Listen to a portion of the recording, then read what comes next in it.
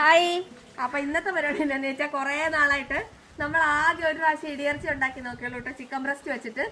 അന്നേരം അതാണെങ്കിൽ ഇച്ചിരി ഉണ്ടാക്കി അപ്പോഴത്തേക്കും ചിക്കനൊക്കെ ഭയങ്കര റേറ്റ് ആയി. ചിക്കൻ കടകളിൽ ചിക്കൻ ബ്രസ്റ്റ് ആയിട്ട് കിട്ടാതെയായി. അങ്ങനെ മൊത്തം പണിയായി. അപ്പോൾ കുറേ പേരുടെ ലിസ്റ്റ് എൻ്റെ കയ്യിലുണ്ട് ചിക്കൻ ഇടിയിറച്ചി കൊടുക്കാനുള്ളത്.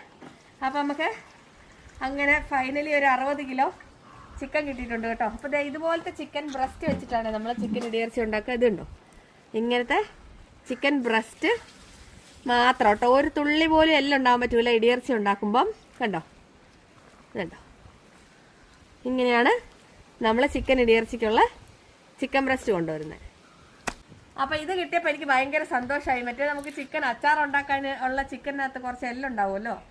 അപ്പം ഇനി നമുക്ക് ചിക്കൻ അച്ചാറും ചിക്കൻ എല്ലില്ലാത്ത ഉണ്ടാക്കാം അടുത്ത ബാച്ച് ഉണ്ടാക്കുമ്പോൾ.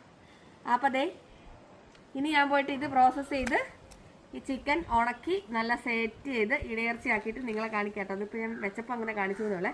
അപ്പോൾ ഇനി ധൈര്യമായിട്ട് ചിക്കൻ ഇടിയിറച്ചി വേണ്ടവർ വാട്സപ്പ് ചെയ്തോട്ടോ. ബൈ.